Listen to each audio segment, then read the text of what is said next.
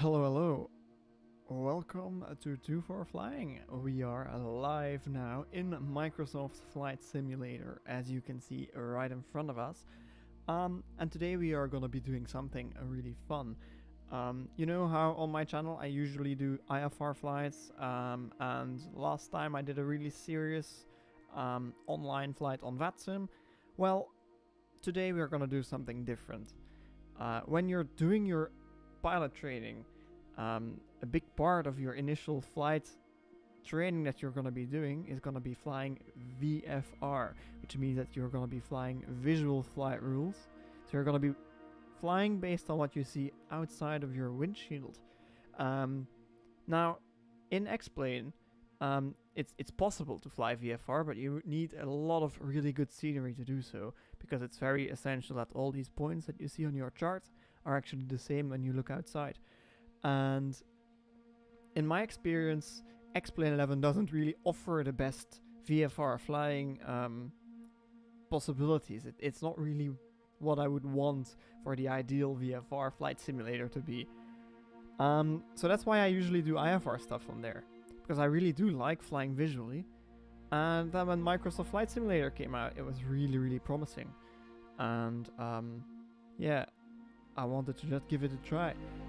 And then I started looking into this stuff, and I found this thing called bush trips. We're gonna do one of those today. We're actually doing the California bush trip. So what these are is basically a way for Microsoft Flight Simulator to showboat with what kind of VFR flying you can do in here. It's a showcase of all the realistic scenery that you have available, that all these waypoints and all these visual aids are there and are actually flyable. So what they have done is they've created this game mode. It's actually a mission like the landing challenges. It's called Bush Trip, and the goal is that you fly your little airplane. They pick one for you. In this case, it's the Savage Cup from Zlin Aviation here, that you can see right in front of you. And they plan out a route that you have to fly. You would say, plan out a route, okay, it's all done before you and you don't have to do anything anymore. However, that's not really the case, because they give you the route that you have to fly, and you get a description of the route that you have to fly in text-based, and you get a VFR chart of what you're gonna do. However, they don't give you any GPS information. So the only way to know where you are is to use your VFR flying skills and look outside, and that's really exciting. So we are going to try that today. And yeah, without much further ado, let's get in our airplane. We are doing the first leg of this VFR trip, and depending on how long this will take, if we get lost or not, we might do the second or third leg even. But we'll see once we get going. So I'm not gonna talk that much more and just start heading out. So we're gonna click ready to fly, and we are, oh, I have to step on my brakes. We are on board of our Savage Cup here, and we are gonna take a look at our first leg. So we are in Bakersfield, California, as you can see. Let's get this VFR map out of the way. I'm not gonna be using that too much. I'm gonna try to rely on this. So they give us position, a heading, and a timer. That's the most important. So heading and time is the most important. If we can maintain a relatively stable speed, which is quite difficult. I've flown this plane to try it out before, and it's not that easy to maintain a set speed at first, until you get it nicely in trim. However, this is what will give you an indication whether you're actually doing the right thing. But most important actually is the description and looking outside. So we're going to be taking off at this airport, and then head straight north, follow a road until we intersect with State Route 178, which is a highway. We should be able to identify that. And it's going to lead us into some mountains and a river. Alright, so initially head north, then river, and then we're going to follow along once we do that. So we're gonna start with our takeoff roll first. Let's get this thing out of the way, do a quick check of our airplane. everything looks like it's pretty nicely set up already for our departure. See these lights, if they're on, we want these on. It's not operative. And we want strobe lights on as well. This is all as required. Our engine looks pretty happy. So I think they already set it up for us. Gonna take a quick look outside and see how long of a runway we have. Not really long. Depends on how it will go, but we might need some flaps to get off here, do a bush takeoff. I'm not really that experienced in stuff like that, so we'll see how it goes. Alright, set some power, release these brakes, keep back pressure in, some right rudder, and then apply full power gradually. Oh. Let's try to get it straight. Alright, a little twitchy.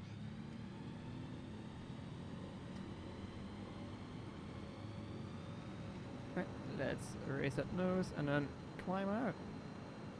Alright, we are airborne and we want to head straight north. So we're facing west, so we need to make a right turn towards the north. And the only indication of our heading that we have is actually this actual compass here. However, we might be able to use the grid system here in the United States because we're in California to help us. So usually we can aim for a road. If the grid is right, this should be north. We're actually heading east now. How is that possible? Let's see. Should be about north. Almost. Alright, and let's level it off here because we want to actually find out. We're heading kind of north and then we want to look for that road that we are following. Is it this one? It might be. Let's take a look at this map and see if this looks more or less right. That looks more or less what we should be expecting to follow. Let's try to level off here. Alright, and then we're gonna follow this road in and see what happens. So we took off back there. And we're gonna be following that road. So I want to keep that road inside at all times, which is not really working out already. I forgot to set my timer, so let's start with that now. It's a little late, so we won't be using this time as any sort of reference. Let's keep an eye on that road. It's a little bit to our left now. Let's try to level off. We don't want to climb that much more. Normally I'd like to be higher than you normally should be. So we use a bit of power to get our speed inside the green range here. Looks like we are descending a little bit, but it's not really noticeable yet. And then we want a river. See if we can find, there's water there that looks like a river. Haha, this looks like highway. So this is the 178, I think. Yeah, that must be the 178. Because if you look on the chart,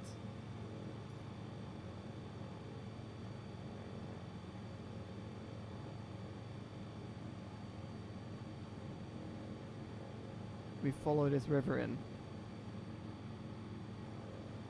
Alright, let's do that. Let's turn inbound. Then next thing is gonna be fly above the Kern River as it carves through the... Let's try to... As it carves through the chasms between the two mountains forming the mouth of Kern Canyon.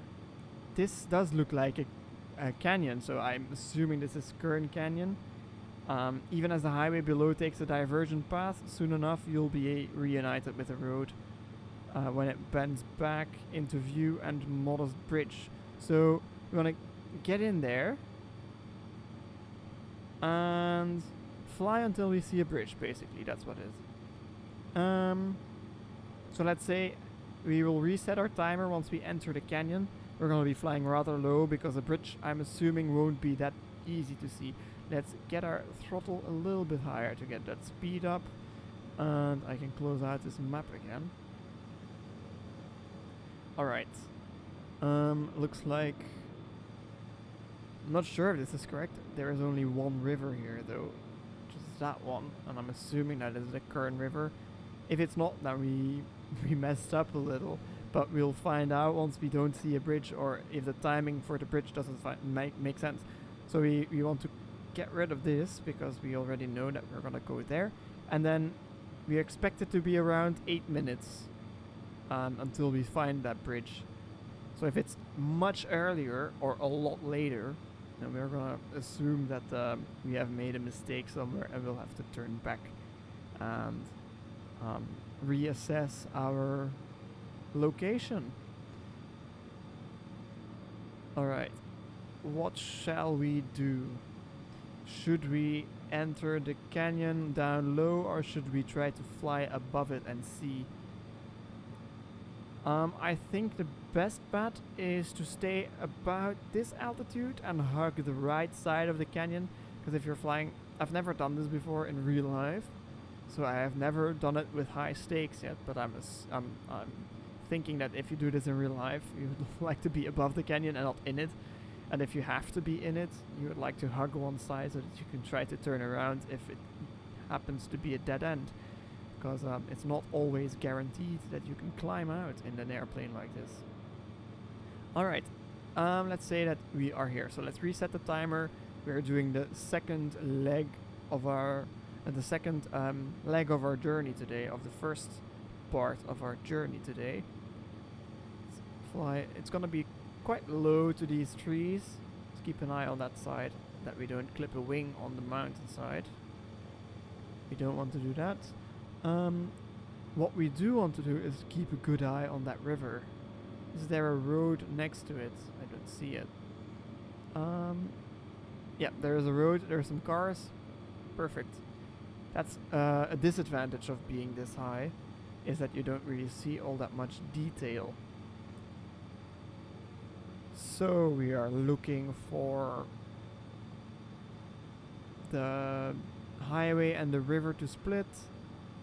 Then they will reunite and the road will cross over. So right now the road is on the right side of the river. I'm just gonna follow this canyon because I can't really look down there right now. Let's see, we don't want to maybe climb just a little bit, so give it full power and pitch that nose up.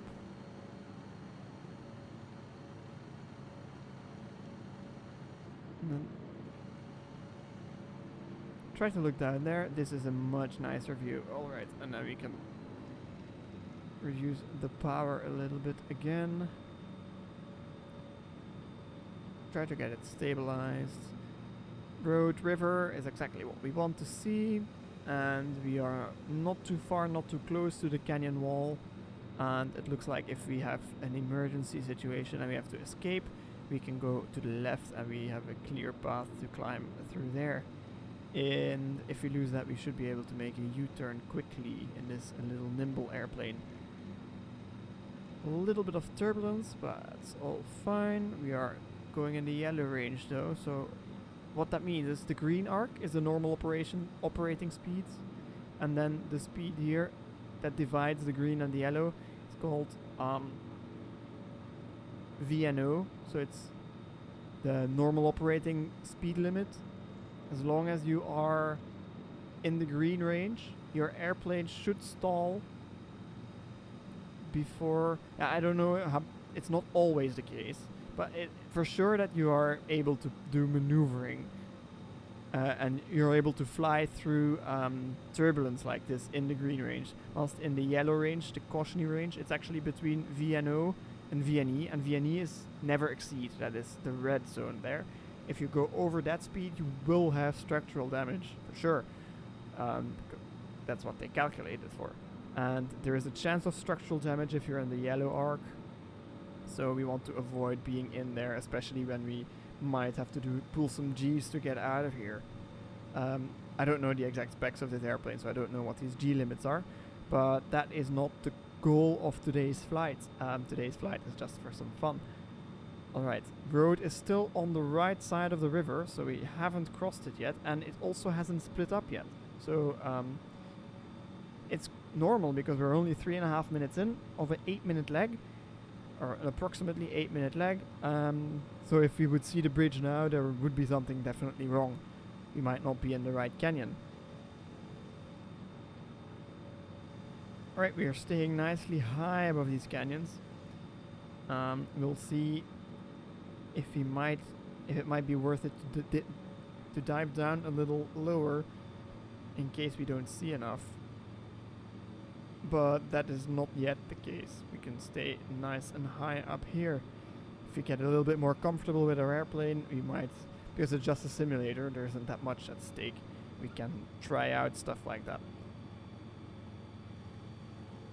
It's definitely a lot easier to see ground features when you're right down low with them, instead of trying to pick them out like if they're small from above here.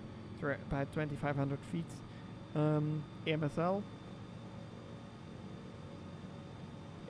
The altimeter doesn't really say anything about our actual height above the terrain, so we can technically just disregard. Technically you would have to be at a VFR level, like it's dependent on which direction you're flying, and then you have to add 500 to every 1,000 feet. So imagine we're heading west or any of the westerly directions.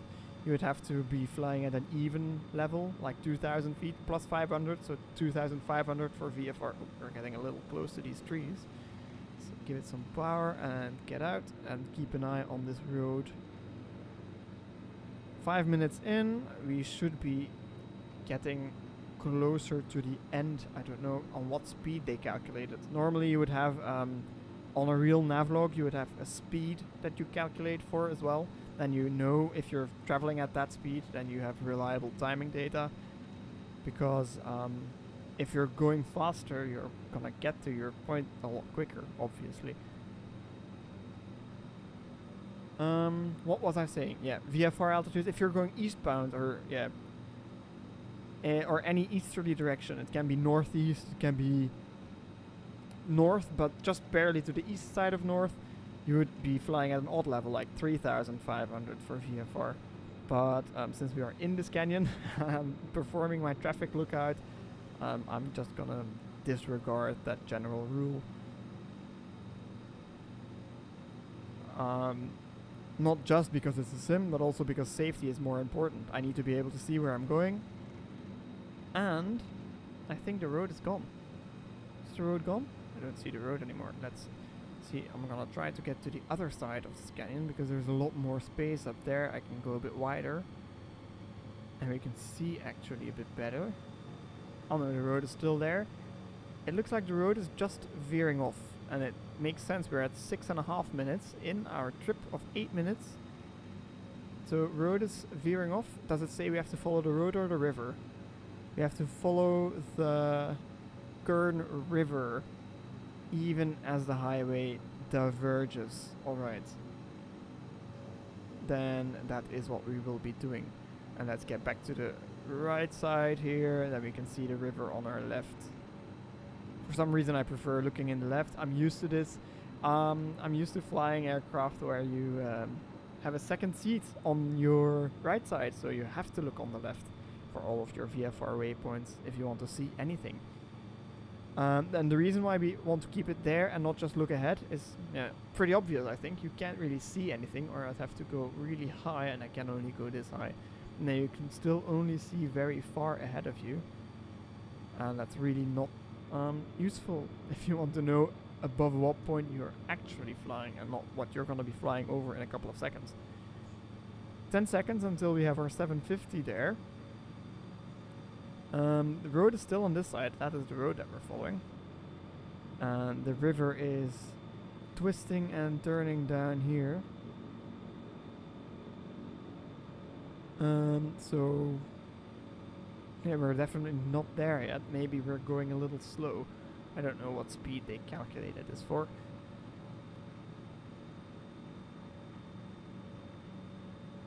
Let's see. We're looking for a bridge.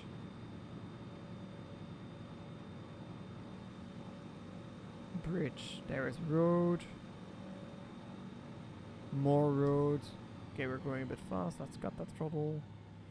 Descend down low. I want to see where this bridge is.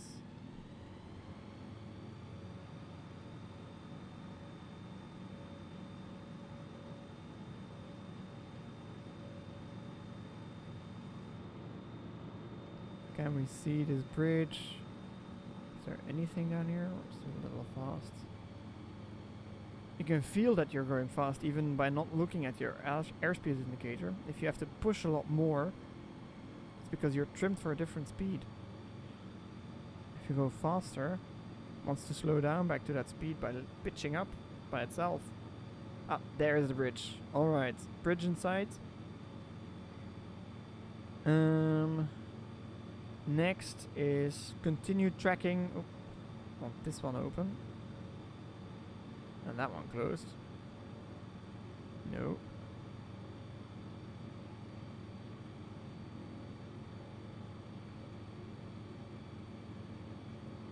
Continue tracking the current river as it twists past rocket trailheads, remote campgrounds, natural hot springs, and central old hydroelectric plant. You'll find a sharp bend in the river that leads to a second bridge. Alright. On the other side now, let's reset our timer. That was almost 10 minutes, so we can add 2 minutes to these 8. Which means that's about 1/4. It's 25% more time that we spent here.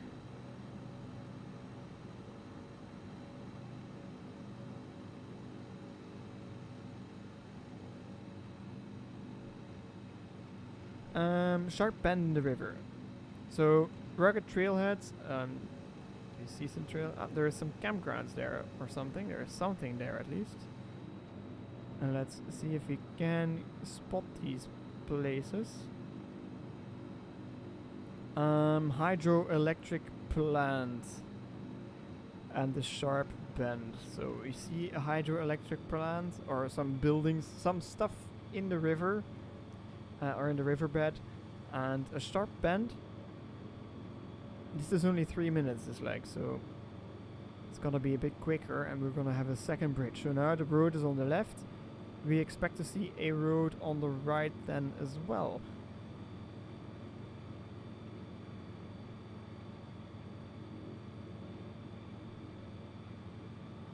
Alright, we're a little slow here, so we want to maintain as accurate of a speed as possible. If we don't, then our timing is gonna be more off, and then our previous calculation of that 25% increase doesn't apply anymore. Is this a sharp bend? I didn't see any hydroelectrics down there, and we're still a little early, so I don't think this is the sharp bend that they're talking about.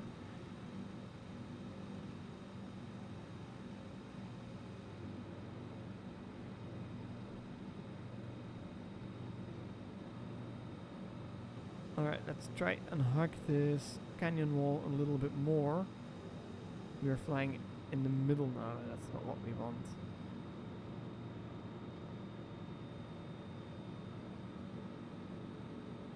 Oh.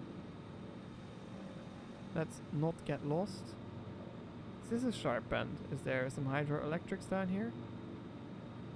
I don't think so. We're only 2 minutes in, so that wouldn't make sense that we were slow on the first one and fast on the second. If we trust these Microsoft timed calculations that are here, we should get there at about let's say 3.5 minutes. 4 minutes. Or slow, so maybe 4 minutes.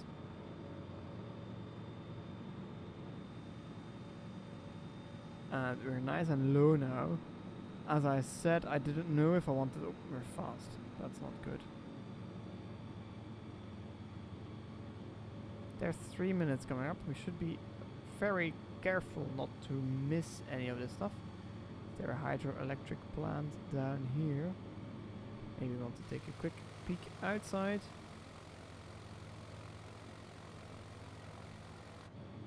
To be honest, this does feel like a pretty steep turn in the river. Sharp bend in the river that leads to a second road bridge. I don't see a second road bridge. Maybe this isn't it.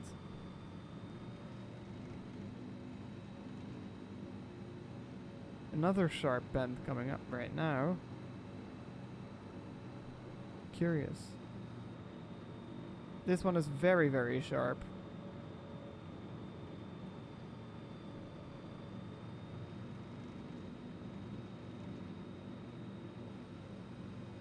Is there a bridge? Ah, yeah, bridge.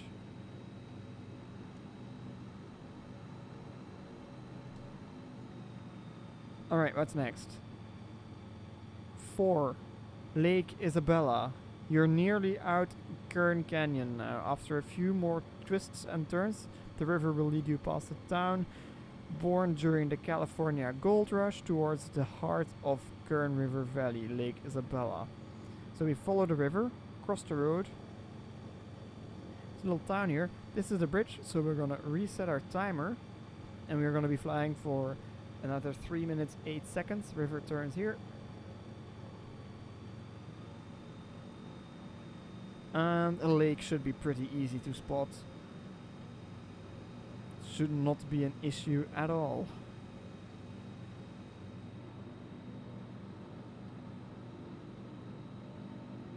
I'm having a good time. This is really fun. And not too easy. It's not that easy that you just see, oh, this is really that point. Or you really have to take a good look and be vigilant of your surroundings at all times. And then the fact that we have to fly low through a canyon makes things interesting as well. And we're twisting and turning and following the river, not just flying in a straight line. Like most of my flight training during the VFR stuff, a lot of straight lines. And then just one turn and another straight line. Because that's what you're trying to learn in that case. You're not trying to learn to fly like this. You're trying to learn to fly using corrections and using the numbers. That's what I did. So this is really more seat of the pants flying, as they would say. Absolutely not what I was trained to do, since I'm in commercial aviation training. However, it's a simulator, and I think I do enjoy some seat of the pants flying in here. Of course, the consequences aren't as grave when you're flying with your computer compared to a big airliner with hundreds of people on board. Then you need the procedure, you need to follow the rules and think procedurally as well. And work together, most importantly, sometimes.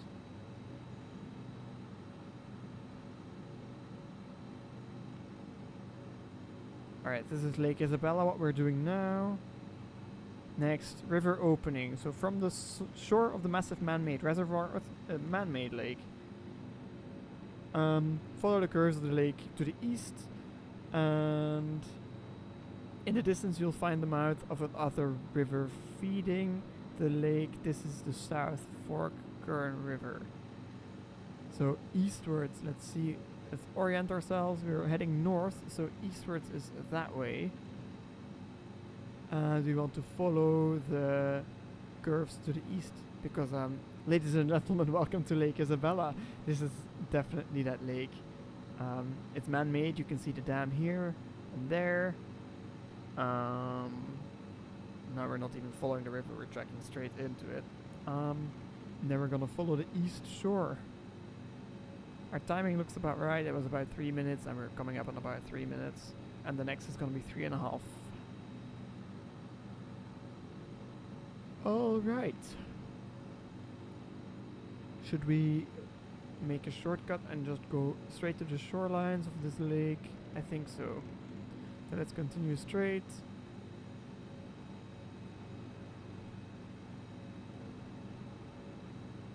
So, when we look on our altimeter, it shows that we're at 3,600 feet now.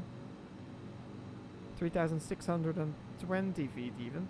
And we don't look any higher in relation to the ground as we were before. So that means that the terrain has approximately gained 1,000 feet in elevation.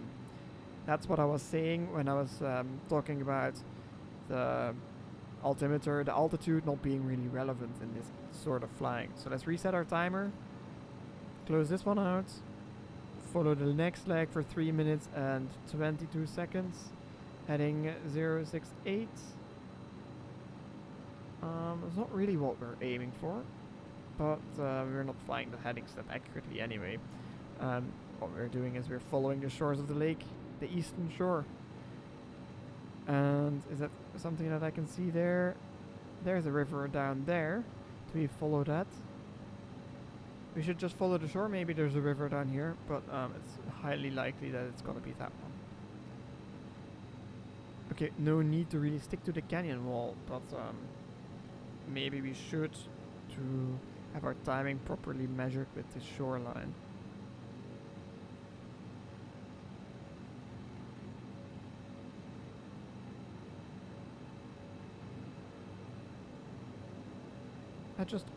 This just came to me. Maybe the reason why these timings haven't been accurate that much, why we've been flying longer, is not our speed, because we're going quite fast compared to what our normal operating speed should be, but maybe it's because it is calculating straight line distances, and with these straight line distances, using those to calculate speed and time correction.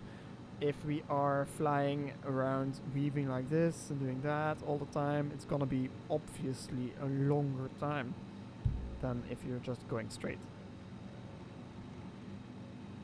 Let's see, is there a river here? Not sure. Maybe this is a good time to use our VFR map. See what this looks like. A lake should be visible. So this is a river that we have been following. Yeah, you can see it's a straight line. We've been doing all of the weaving. There's a lake. We are following the correct shore. And that's this island here, or this inlet, correction. And that means that this is the river that we're going to be flying. Alright. I think that's a good idea to already track straight towards it.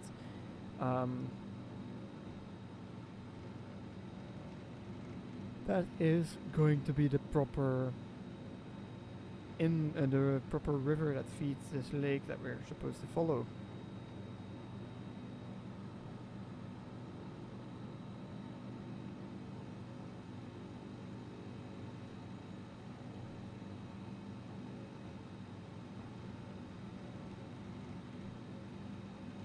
Alright, there's some forest down here, and it's a nice flat valley.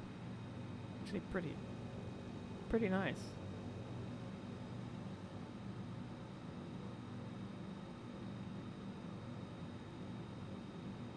Then we should see what's next. So that's done. The South Fork Kern River flows past several small flatland towns, eventually leading to a riverside community bordered by two rocky outcroppings. A wide open invitation back into the Sierra Nevada mountain pass. So, what does this say? River, we follow it past some towns.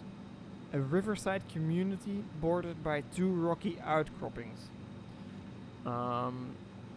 So some mountains next to a riverside town that open up into the Sierra Nevada mountain pass. Let's think about that for a little. Oh, let's reset our timer.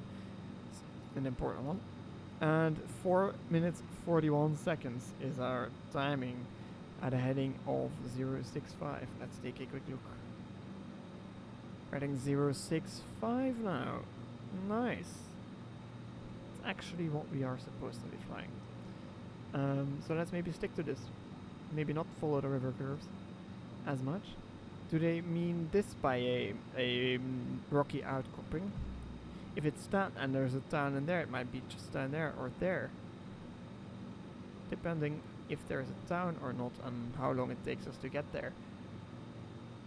Actually pretty curious to find out.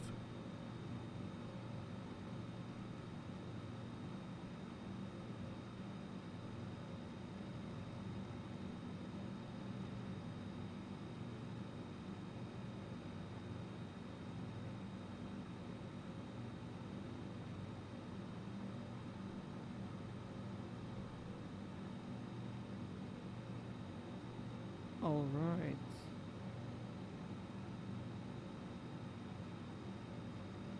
Um.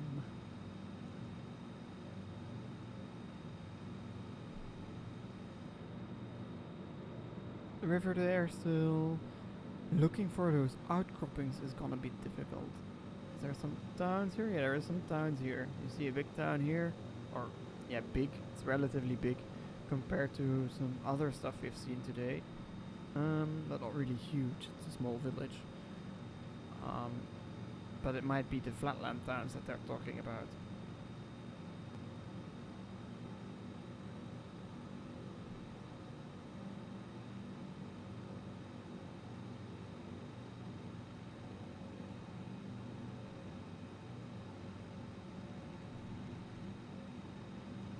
Alright, we're a little fast again. We're inside the yellow range. I don't want to be making abrupt maneuvers inside every... Oh, wait a second. 2 minutes in. No, this is too short still. So, this looks like an inviting way into the Sierra Nevada mountains, if you ask me. But we're not we're not flying for long enough already. We're almost halfway. We're just over halfway. Or so it seems. So we're definitely not there yet. But it might be something like this. Some more towns here. Maybe that's what they talk about when they say flatland towns. Oh, I pressed my pedal there. Didn't mean to do that.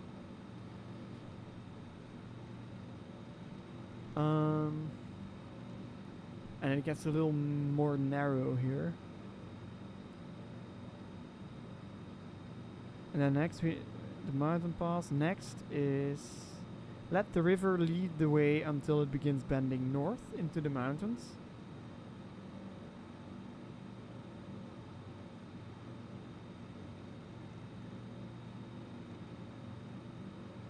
Or is this maybe what they're talking about when they say this? That you have the big mountains guide you into the Sierra Nevada mountain pass, because this stuff all is rather flat back there, and this is more a canyon again, or a mountain pass, not really a canyon. So let the river lead the way until it begins bending north, and we're heading 065 about 060. So north is gonna be that way. Or that way. Wait a second. That way. What was I saying? About it's gonna bend that way. It's there where you'll find State Route 178. Well, that's the same road that we saw before. Follow the highway as it bends around a long stretch of cliffside and runs into a southeasterly direction. So that is gonna be that way because we're heading about easterly now. That might be that is east. So southeasterly is gonna be that way. Ah, are they talking about this in here maybe? I'm not sure. The timing does seem to make sense. Follow the river. Follow the river. Is there a river here? A dry riverbed? It's a dry riverbed, but there's no water. So I doubt they would call this a river. See on the chart. So we followed this up. Ah, maybe it is. So the river turns north, and we turn southeast. But the river doesn't turn north, the river continues straight for now. So until the river really turns north, we will have to continue straight. So this is not it either. Even though timing wise it would have made a lot of sense.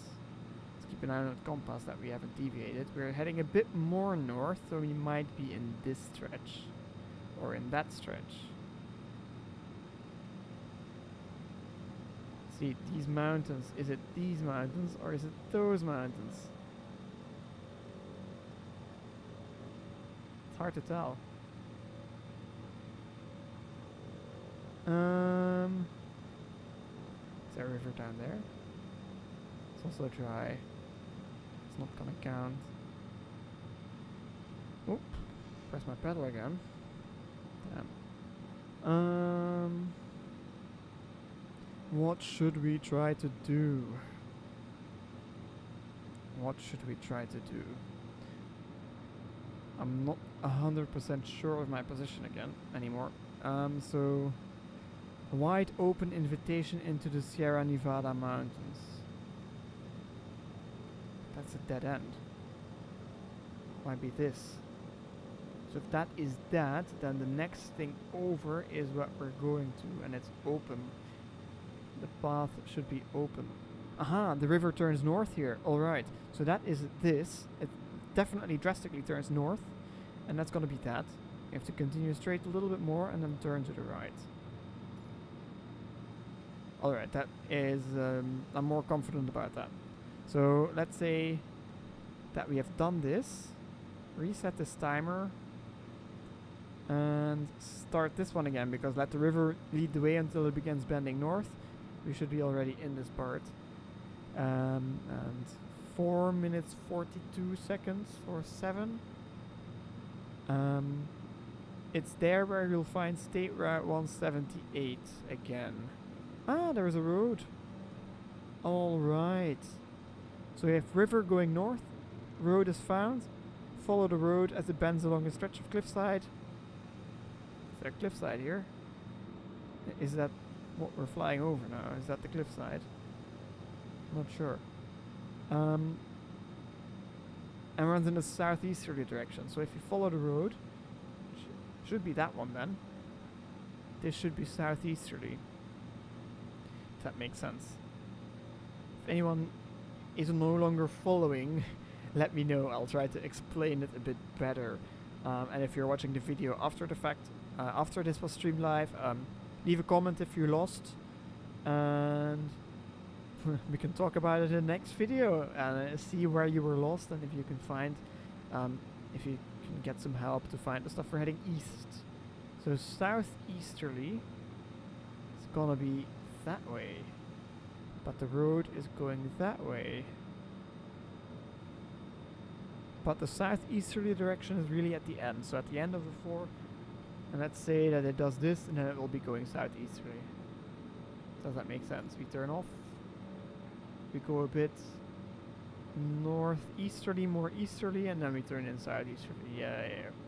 Okay. I think this looks pretty okay. And then next is Freeman Junction.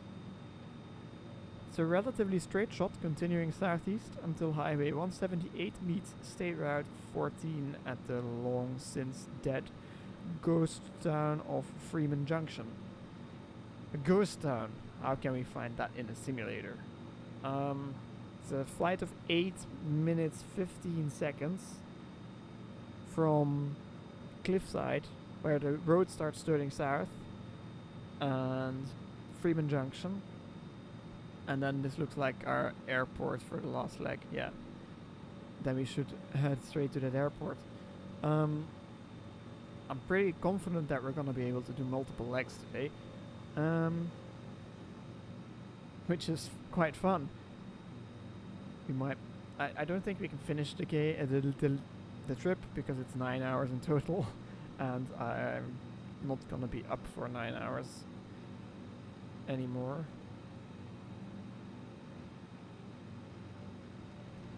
Alright, road. There it is. Cliffside. Keep this in our view. Maybe a quick outside look. Might be worth taking a screenshot here in the Sierra Nevadas.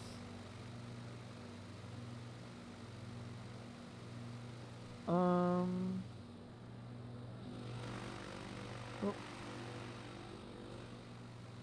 Still getting used to this drone camera.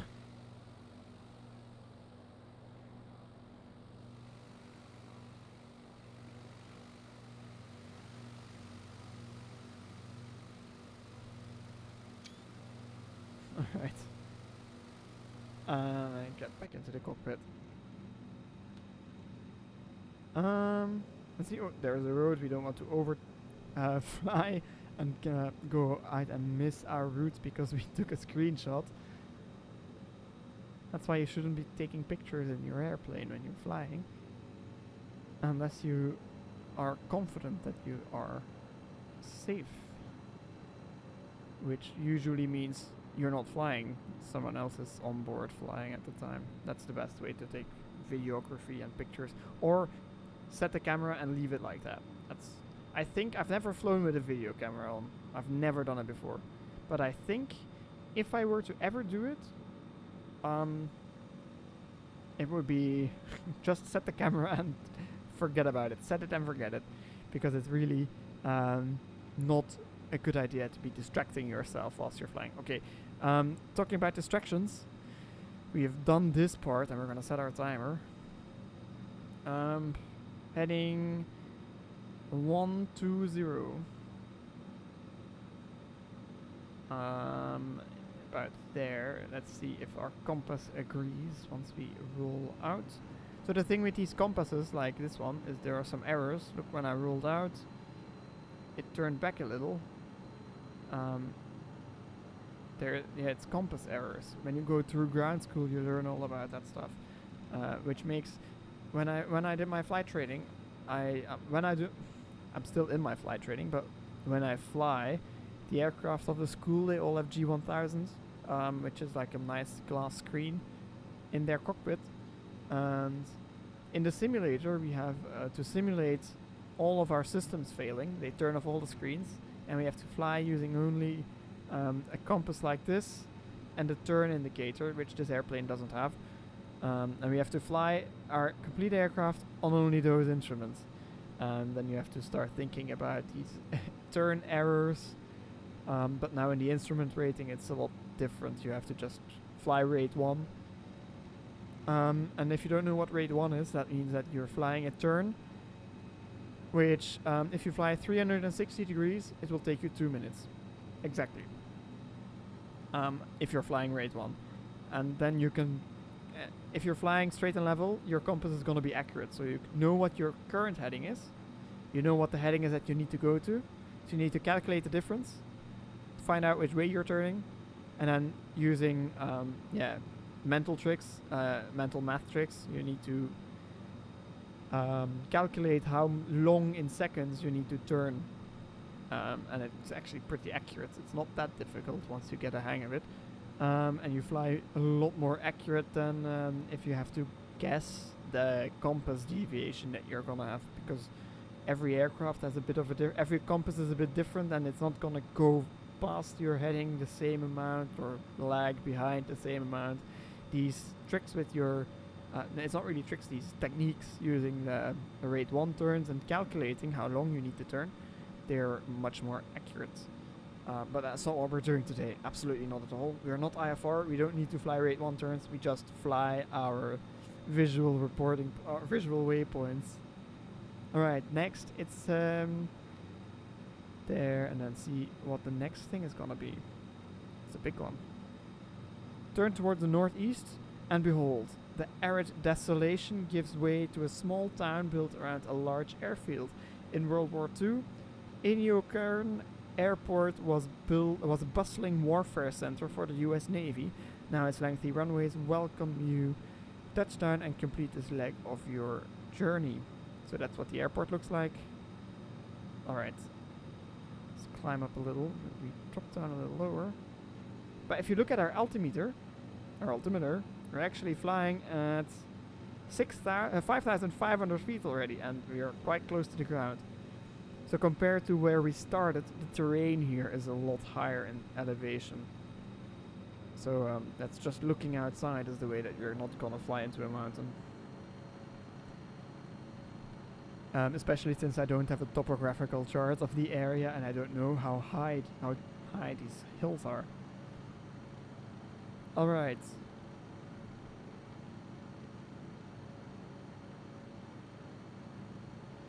This leg, 8 minutes 15. We're not there yet, so we will continue. We're about halfway there if we have to believe this thing. And it makes sense that we can already see arid desert here.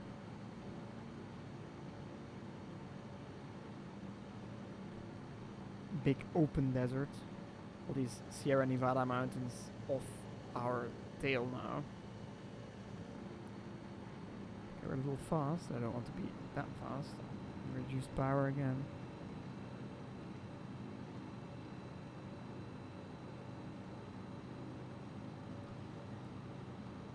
All right.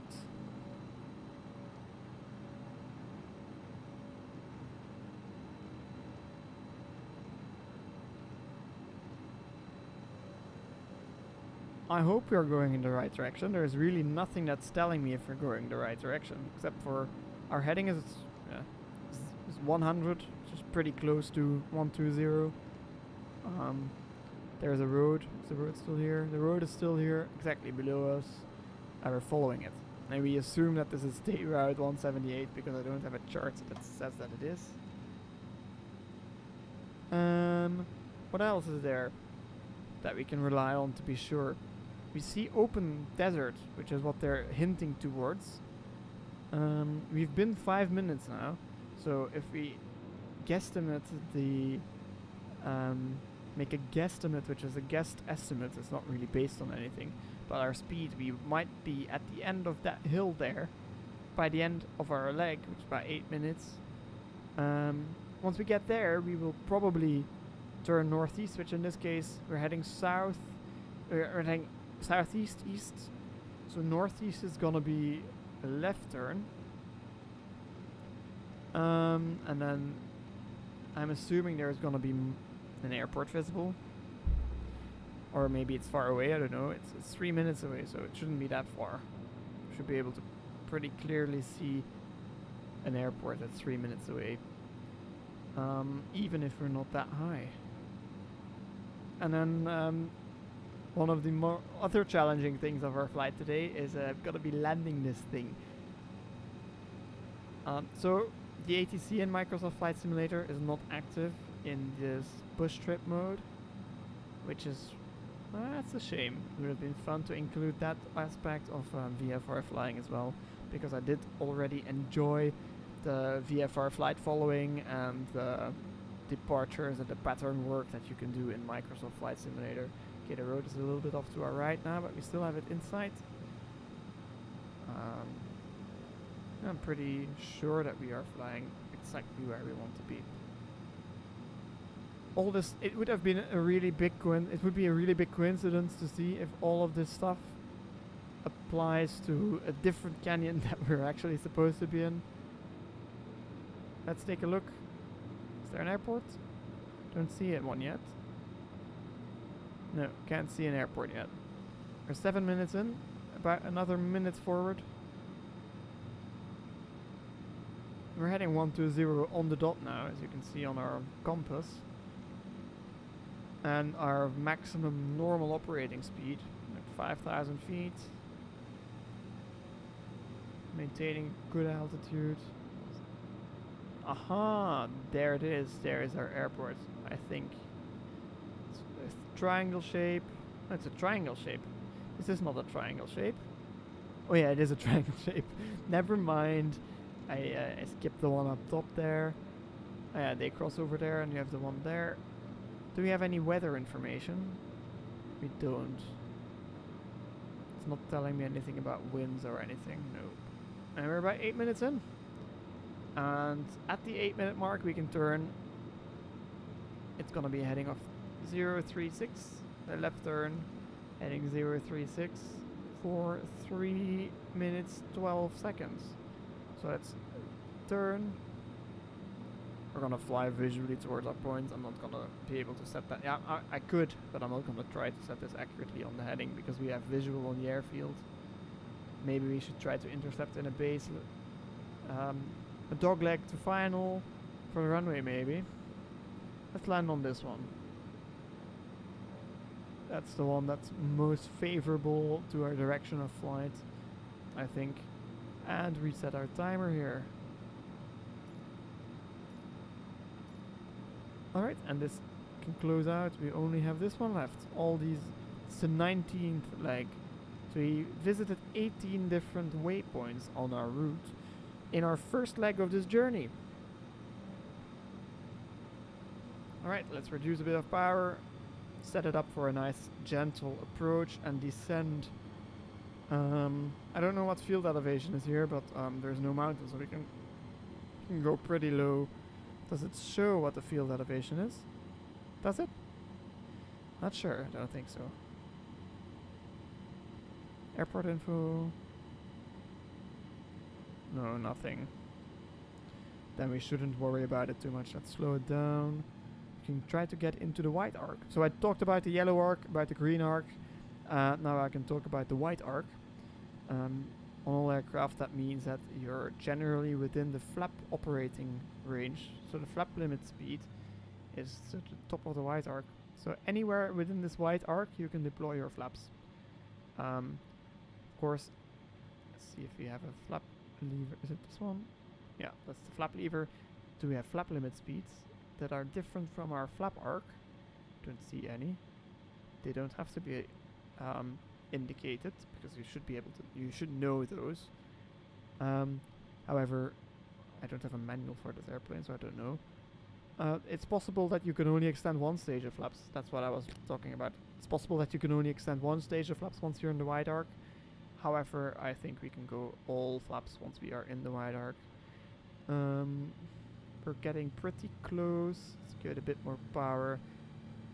Because our drag increases, we're going to need a bit more power to maintain airspeed as well. Then we're going to go, let's go flaps first stage. So the first stage of flaps, it's not really much. It's going to slow us down. It's going to help us to get back down, because if you look at these indications here, it's just 2 lights, I think. So we have 2 whites out of the 2. All lights are white, so that means that we're high.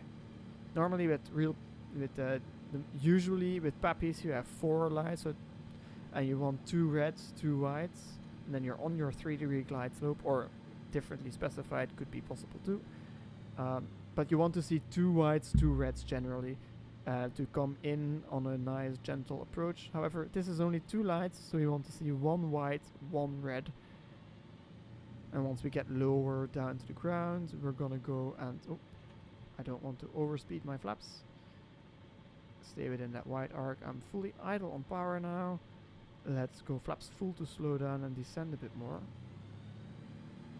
Need a bit more power and some nose down trim, because we generate more lift but also more drag.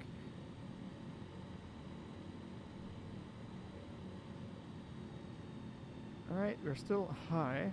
There it is. 1 red, 1 white. We're on profile. We want to keep our profile like this, so we set our aiming point on these 1,000-foot markers on the runway. So if we look ahead, that should be the point that's not moving up or down, it's just getting bigger in our vision. Aiming for that point, and we could also aim for the numbers and plan to touch down there.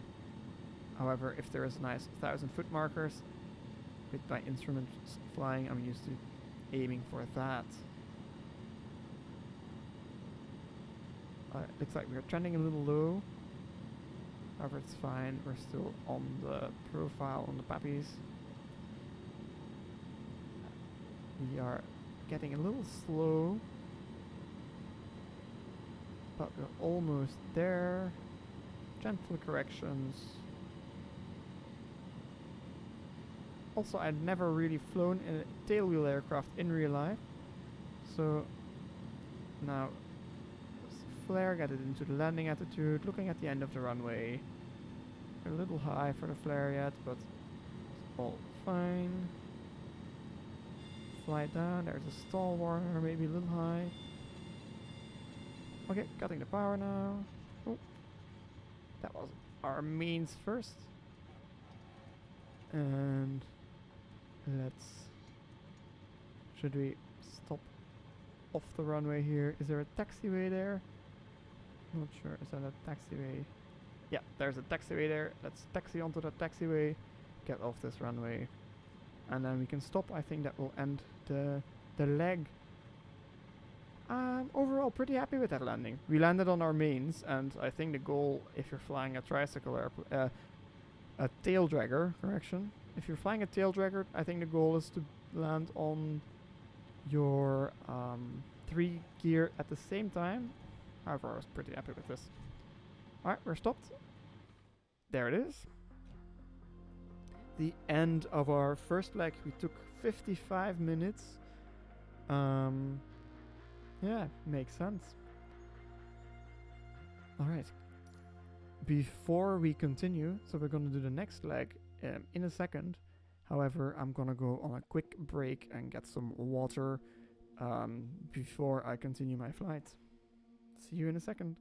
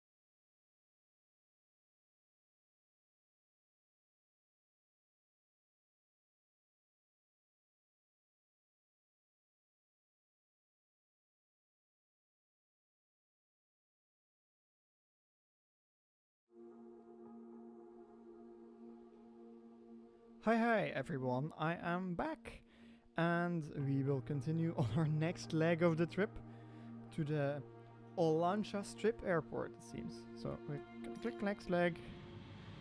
Alright, depart from Inyokam Airport.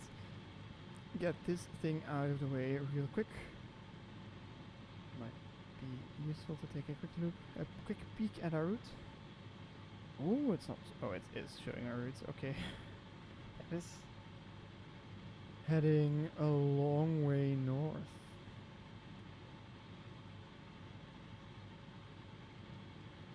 Oh, this is really not that far in terms of legs to do. Alright, we'll see. Depart from Inyokam Airport and begin the second leg of your bush trip adventure. Heading northwest towards US Route 395. The long asphalt ribbon bends ever so slightly north, leading you into a pass flanked by sloping hillsides and eventually towards the aptly named Little Lake. So, airport to Little Lake following the big highway. Next in the rest we'll see once we get airborne. Alright. Get airborne. Our flaps are up. Oops. Get back into the cockpit here. Flaps are up. Turn these lights back on. We want to be as visible as possible. And let's... Are we on the runway?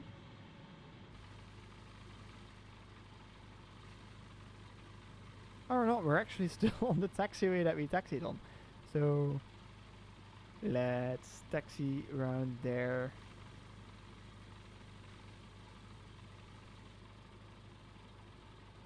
Or, yeah, no. Let's taxi here on the left and then do an intersection departure. We definitely have enough space here to do that. We have a very powerful airplane. Very high power to weight ratio. That was what I was meaning to say. So we are definitely able to do that takeoff easily on this rather long airport. Oh. It's hard to see with your nose sticking up like this.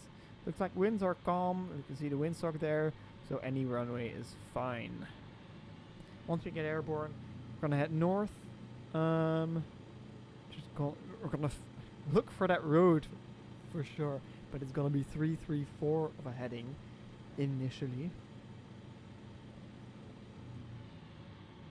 Alright, right is clear, left is clear, and we will take this runway for departure. Let's spool up the engine gently. Keep some back pressure to have some wheel authority. Use these runway edge lines to get our stuff ready. Let's get that no. Don't want to okay, we're already airborne. I wanted to lower the nose to get our tail wheel off the ground, but we're airborne. Let's accelerate a bit here and then climb up, start our timer, and then look for this road that we're supposed to be following for a long time. Is it this one? No, that's the taxiway. Is it that one? Maybe. 11 minutes. 334. What heading are we doing now? 030. So it's gonna be a left turn about 30 degrees.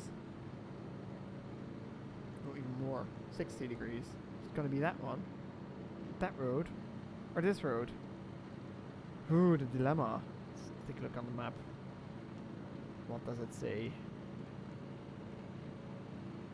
Taking off here. There's this big road that goes like this, and I think we want to follow this one because it eventually goes in there anyway. Yeah, so this goes in there, that's that road that goes in there, and that's the big road that we're going to be following. And let's throttle back and level off here. I think this is plenty high enough to have a good idea of where we're going. The long asphalt ribbon bends ever so slightly north, leading you into a pass flanked by sloping hillsides, and eventually towards an aptly named little lake.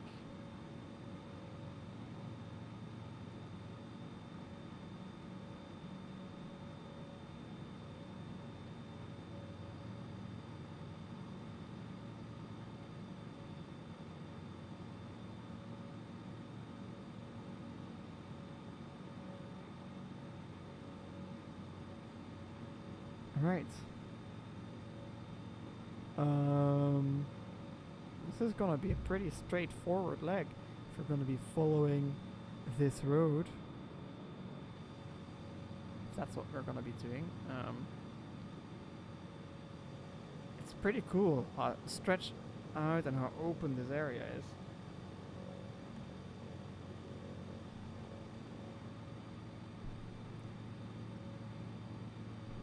We have these agricultural fields here, these farm fields, and it shows how dry the area is because everything is dry except for the part that their sprinkler system irrigated.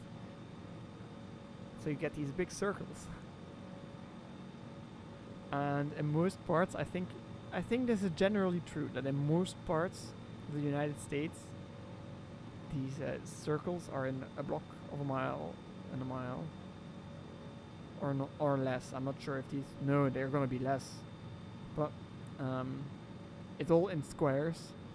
So you have big waste. You have some wasted land in there, but it's easier to build one sprinkler.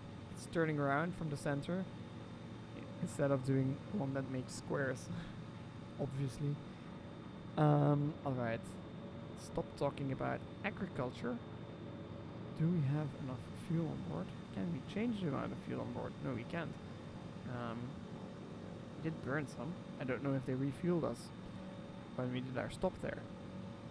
So we're 3 minutes 40 seconds in our leg here.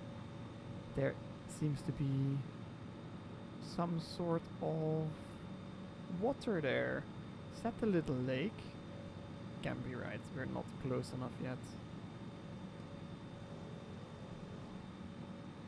Let's get our VFR map up and out again.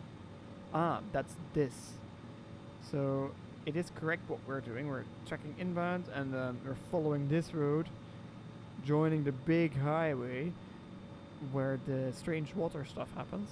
Should be some water off to our right as well. There. There maybe. But we can't really see that yet. And then the road is gonna go in there, if this looks correct. Yep. Alright, let's read the next part because we want to know what's gonna happen next. Little Lake is the one we're doing now. 2 is South Haywee Reservoir. As you continue along Route 395, you'll soar over volcanic fields and chasms of sculpted black lava towards the Haymie reservoirs, bifurcated bodies of water on the east side of the road.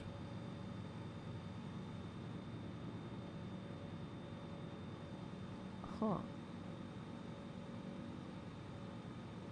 And then after that, at the far end of the upper reservoir, follow the Los Angeles Aqueduct as it carries water north through the parched landscape, where the waterway runs parallel to Highway 395.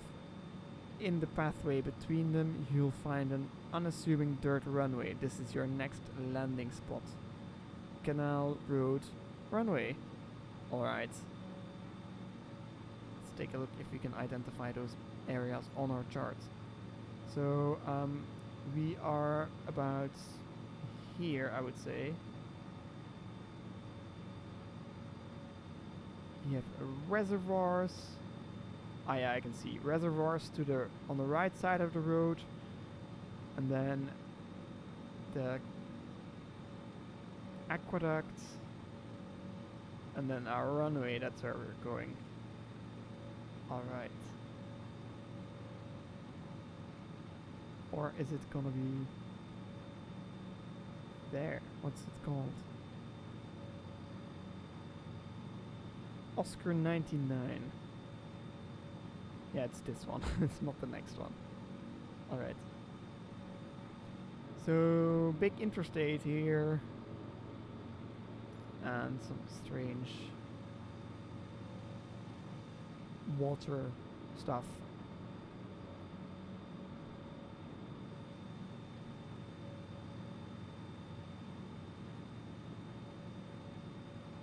Seven minutes in of our 11 minutes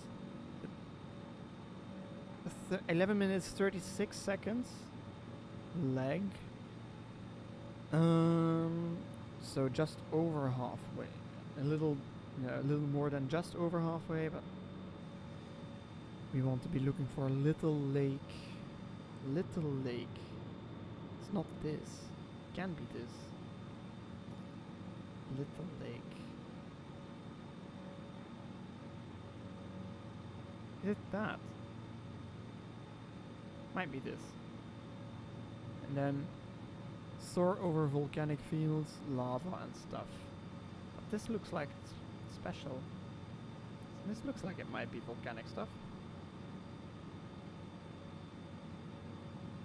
Yeah, maybe we're a little bit further along already. You'll see, maybe I'm going faster than it's expecting me to. Okay, it looks like we're a little low here. Let's try to maintain level. I think the terrain is climbing up underneath us. And that's the case.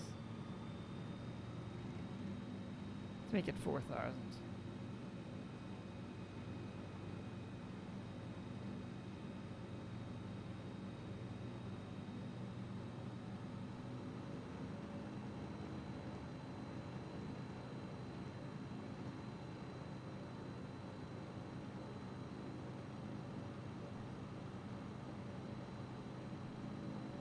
Alright, we can close this a little VFR map as well.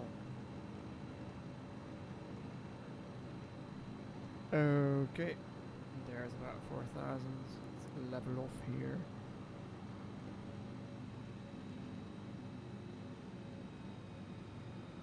So when I level off, I lower the nose to where this is the picture that we see. It's about level, and then we check with our VSI if it's giving us a level flight, a little higher, 100 feet high. Instrument flying, that would be just outside our limits, but we're not flying instrument, we're just doing random flying here. VFR. And then I use trim to let the nose stay where it is. And I select a power setting. I did the power setting first. That's what you should do. Set your power first. Here, accelerate a little to your cruising speed. Reduce the power to where you will maintain your cruising speed. And then trim to maintain your pitch attitude without using any back pressure on your flight controls. So now I'm flying hands off. And it's flying pretty straight. It's descending a little bit, but I'm not. I don't mind. Maybe this is Little Lake. Could this be Little Lake? Very well could be. But that is not what I had in my mind. This is the Little Lake that we have here. We're 10 minutes in. And we're flying our track that we need to be flying, so I'm not concerned about our route.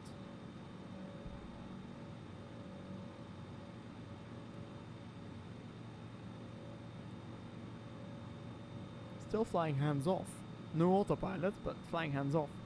To prove a point that you can trim it out nicely. I'm maintaining my maximum speed. I'm maintaining my altitude. We're ever so slightly flying and turning to the right because I'm not applying any rudder force, and it's our propeller that is making us turn a little, so I'm gonna correct for that. I can't rudder trim in this airplane. It's a shame. So yeah, you can fly hands off, but you have to have your feet on your pedals.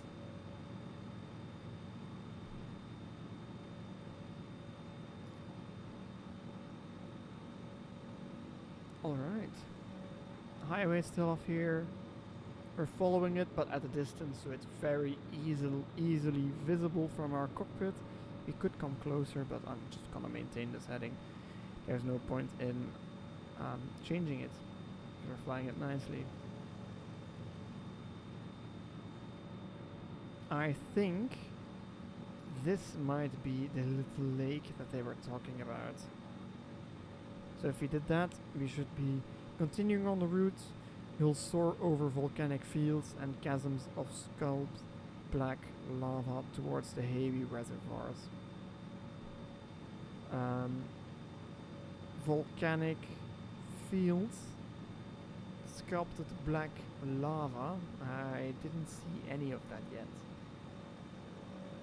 Maybe that little black mountain there, or brown mountain there, is part of what they're talking about. And we have to follow the road. Does it turn off in any direction? I didn't see the head of it. That's this. Alright. I must have missed a little there. See the road joined in on us. We're gonna have to turn a bit more to the right to keep it in our left window. This is Little Lake. Let's reset our timer and start again. And then we can start counting for 8 minutes 36 seconds to the South Heavy Reservoir.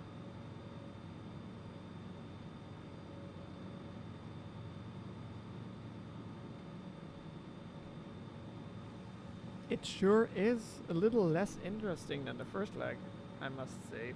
Maybe they made the first leg disinteresting to get us hooked and to let us continue fly.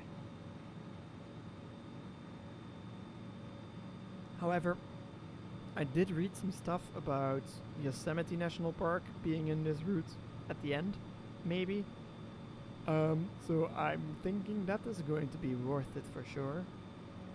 I've been there once and it's beautiful, as are all the national parks in the United States that I've been to.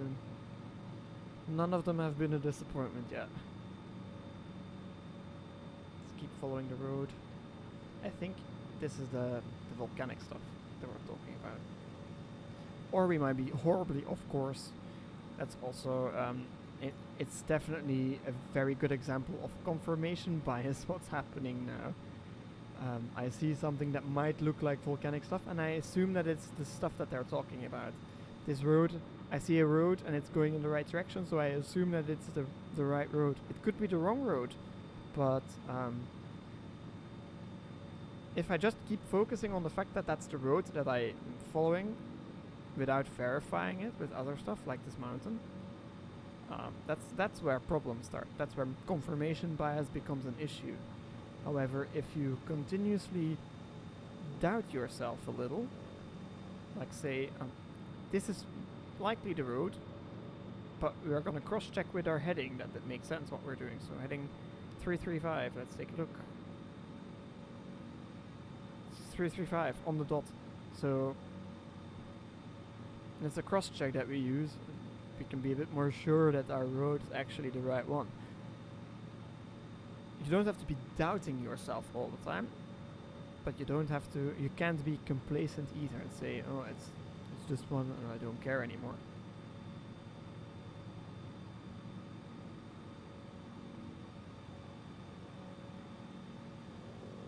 Alright, we just crossed that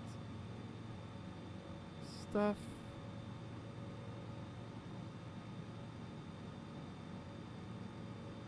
And then we need to continue until we see the heavy reservoirs. We are 3 minutes, almost 3 minutes in our 8.5 minute journey. So we're not even halfway there yet. Between the little lake, which I thought was this, and these stuff. So makes sense because this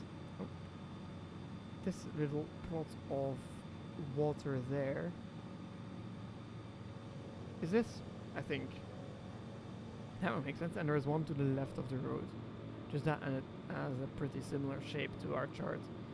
So that's what I mean by saying you have to cross-check and verify that you're actually looking at the chart and seeing what you are seeing outside in VFR. When you're flying IFR, you can cross-check by saying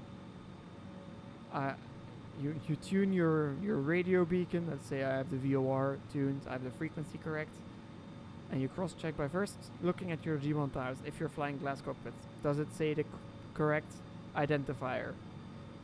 Then you can listen to the Morse code, which in the United States, when I was flying using VORs, I always had to fly check the Morse code and never trust the Garmin. But you've verified it that way, and then if you're not sure still, if there's something off, if you don't see the reading that you're expecting, you can look at your chart and think, how far away am I? And then look at your DME. If it's the same as what you're expecting, then you're probably where you are.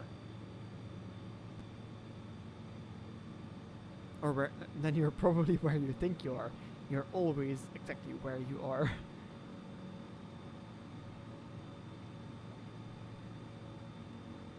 Alright. A little bit of blabbering later. There's a bend in the road coming up, which is that one, and then shortly after that we should be able to see the reservoirs.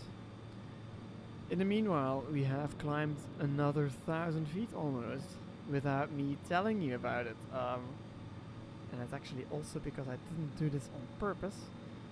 I think I just wasn't really trimmed that nicely, and I was looking outside mostly, keeping a good reference with the horizon. And I think the terrain is climbing up a little bit as well.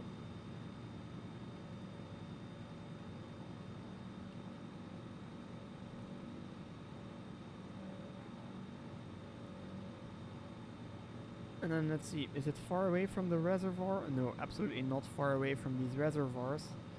You will have the airport. So I suggest that when we get to the reservoirs, we'll do a little bit of sporty flying. I'll go down low, see if I can see the fish in the water. But right now we're nice, comfortably high up here. Alright, 6 minutes into our 8.5 minutes leg.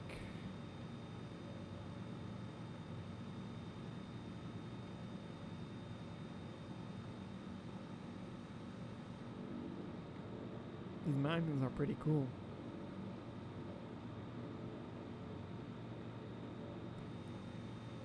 I think I should go to the Alps once here in Flight Simulator. I think they're really gonna be pretty.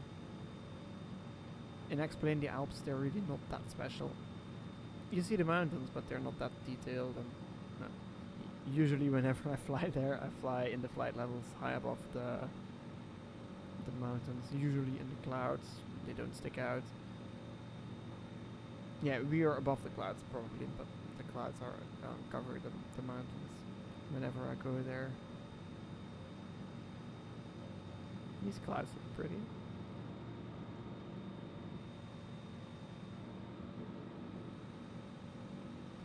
Maybe it's time to get another screenshot. Let's try this drone mode out again.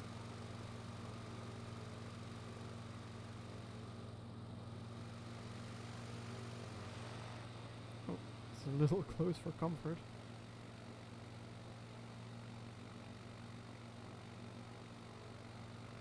Let's try this.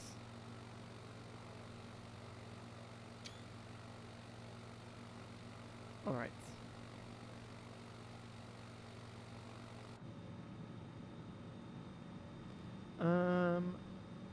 Ladies and gentlemen, this looks like the beginning of our lake. Yeah, so we are going to cut some power, get low, follow the lake down until we reach the reservoir, and we're gonna go fly low and fast. So get my feet back on my pedals. A little less comfortable, but more control. I want to be able to use my rudder when I'm low like this. Fly nicely coordinated turns. Get down lower. Alright, you can see this is man-made. There is a big dam here. I guess when you have a big city like Los Angeles in the area, you want to have water. In the desert you have to get water by damming rivers, I guess.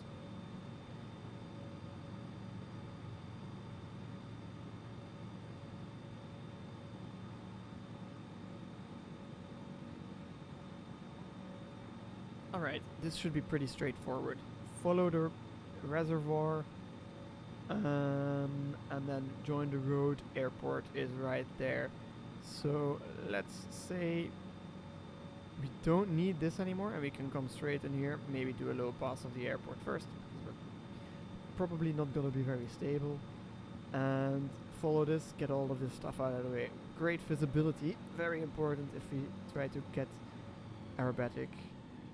Let's cut the power because we were really fast there. I didn't want to do that. Alright.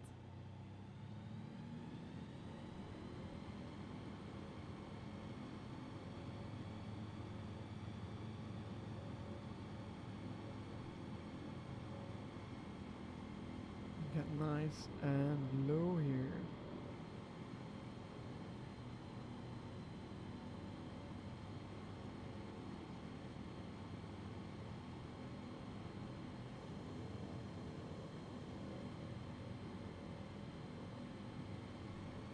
Alright, we can go faster now.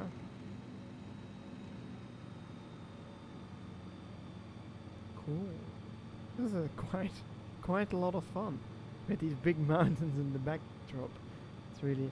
Okay, this is the end of the first reservoir, I think. And then we will follow this little canal slash river thing down to the second one. We have to watch out for these hills if you want to land here pretty soon.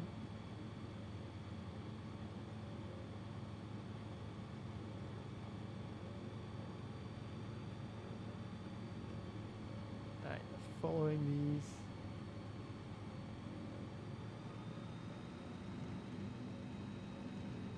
I must say it's quite funny to fly here. Oh, there's a little house. Let's do a flyby. Let's give him a salute.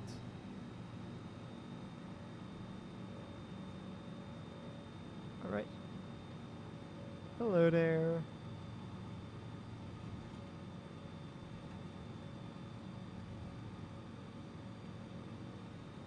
I think there was plenty of saluting. Following the reservoir.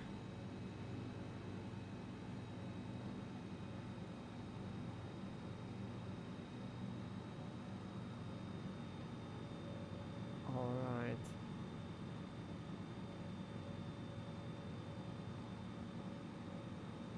We're not that low yet.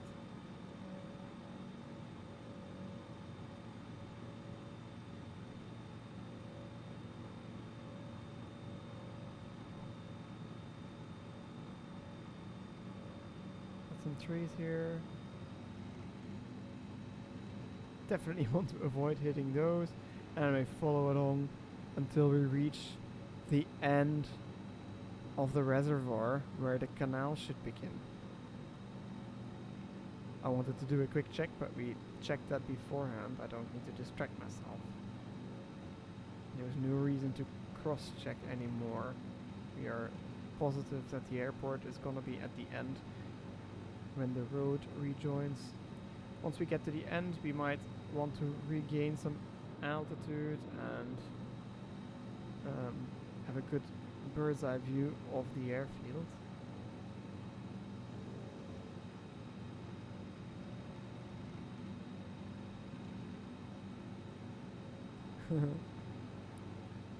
Rolling in and out of the shoreline.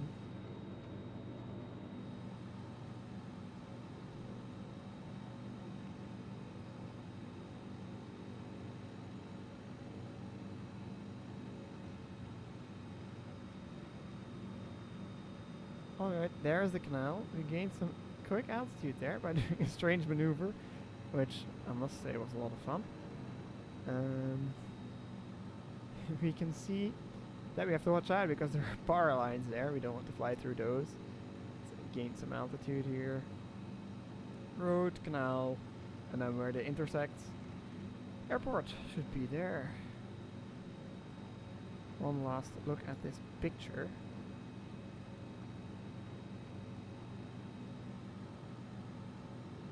Alright, if we follow the canal, we should come onto a final for the runway.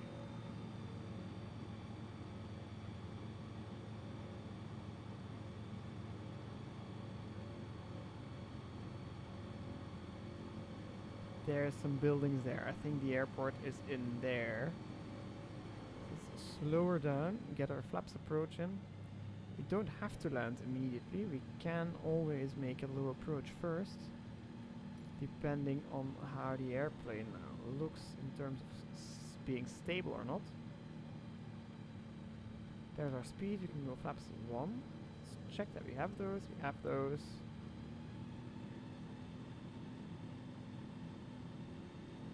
Let's do a low approach first and then make left traffic for the runway. Let's also not go full flaps. I don't know how this airplane handles in a very low speed, high power configurations that much yet.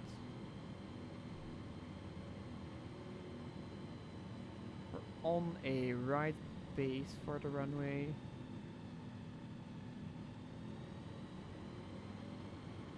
Low pass of the runway will do. That's never a bad thing to do when you're flying over a dirt runway. Oh, we are fast here. We just exceeded our flap speed, but should be fine. Alright, this is what we're gonna be landing on soon, I think. Is this really the runway? Oh, that's the wrong one. It's in here. Yeah, for sure.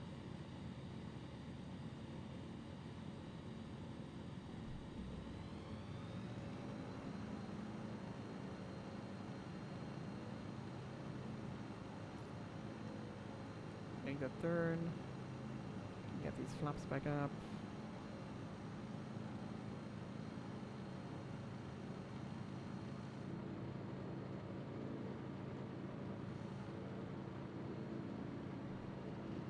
There's nothing else that looks more like a runway. No, that definitely looks like that runway that we're aiming for. And that's the building there. Yeah, this is it. Okay, we climbed a little high for what we could call a pattern. We're definitely more than 1,000 feet AGL now. So So let's drop down. I did that so that I could have a good idea of the surroundings, and in case this wasn't the airport, I would also like to see what would be the airfield that we're aiming for. I cut the power here. Let's slow her down, get her back into flap range.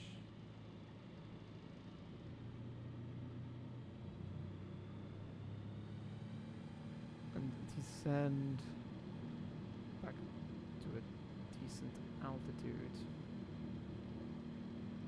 Alright, let's turn base. Our speed is checked. We'll go flaps first stage. Add in a bit of power, but keep the descent go up. Pull that power out again. So way too much power there. Alright, go in for a base. Left base this time.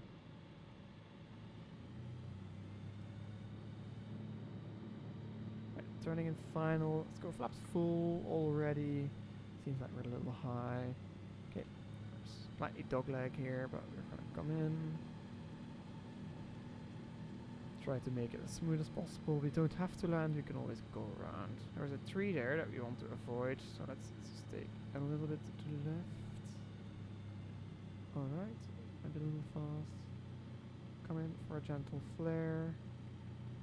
Cut that power gently. Oh, it's a bit of a bounce, we landed a little fast. Alright, and get her on the third wheel.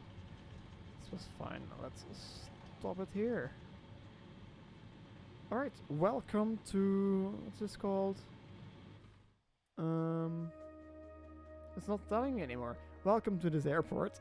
Alright, let's see how long we've been busy. It looks like we're an hour and 40 minutes in. I'm definitely going to do another leg. And let's hope that this one is a little bit more interesting rather than one straight line. To Manzanar Airport. This looks like it's a paved airport, so let's go. It's only 21 nautical miles. About 40 minutes of flying time expected.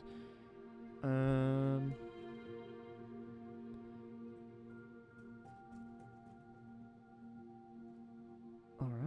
let's go.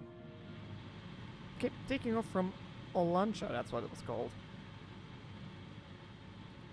Make your way to the north using the road as a guide, and you'll quickly discover the dried out bed of Owens Lake, now a massive salt flat dotted with sporadic seasonal brine ponds. Beyond the basin, a bit farther north, lies a small frontier town of Lone Pine. So we want to go north. Salt Flats. Then Lone Pine Town. And then once we get there is the airport already. Really? One leg. To the west of Lone Pine, against jagged peaks of the Sierra Nevada, find the rounded contours of the Alabama Hills and the LA Aqueduct running along its base. Follow the waterway north until it crosses paths with the highway. A short distance from there, between the road and the water, waits an airstrip where you can land. Manzanar Airport. Alright, makes perfect sense. Take off. We are facing north, so we can just go take off straight out. And 14 minutes straight out. Alright. Salt flats. We're looking for salt flats. Our stick full off. Power in, get our brakes. Alright, we have power, get our engine up. Get on our nose and then lift off.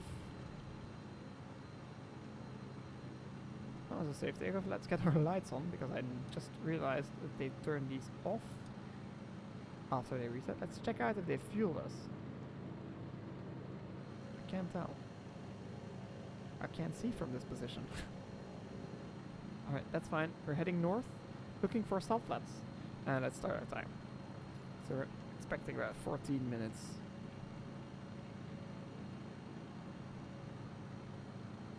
And if we're really just gonna go straight, it's not gonna be that difficult, I think.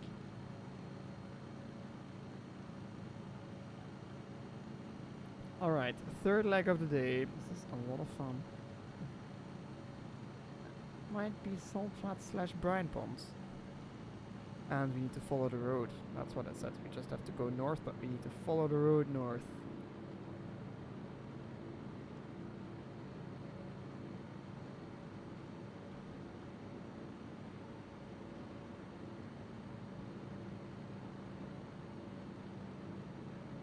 Alright.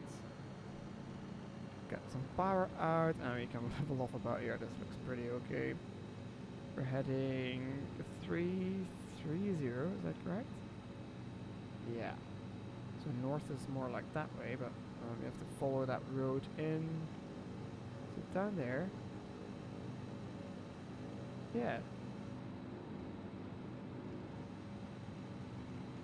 And then beyond the basin, a bit farther north, lies the small frontier town of Lone Pines. And let's take a look. Oh, we should definitely be passing to the on the mountainside of these hills. We don't want to follow this road. Is there a different one?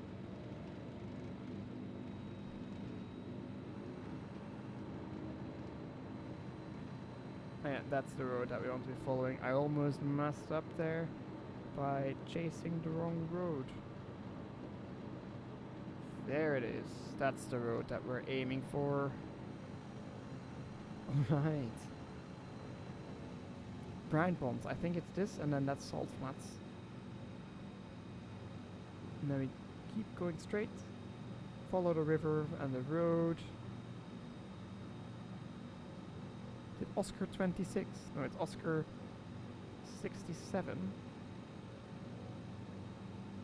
There it is. We just follow the river and the road, and it's right next to it. Lone Pine. It's 14 minutes, so it's 11 and a half minutes away.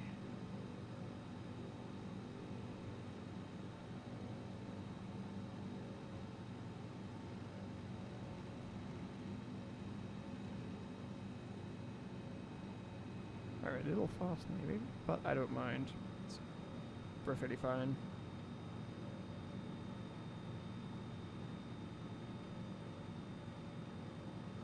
Nice. Exactly where we want to be.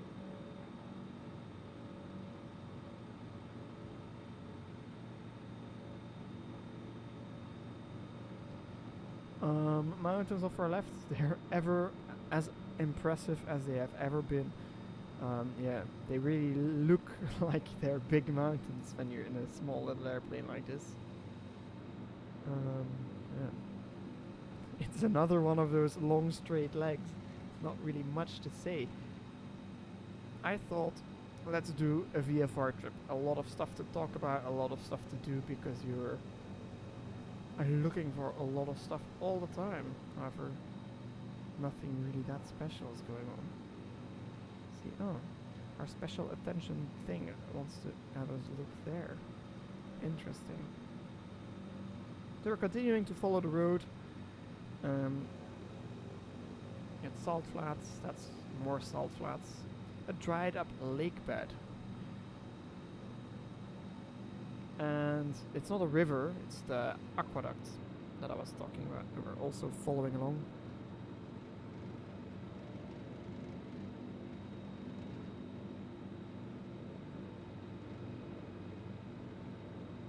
And these are the Alabama hills, if I have to believe this description. Or maybe that's what the hills a little bit further along are called. I don't know.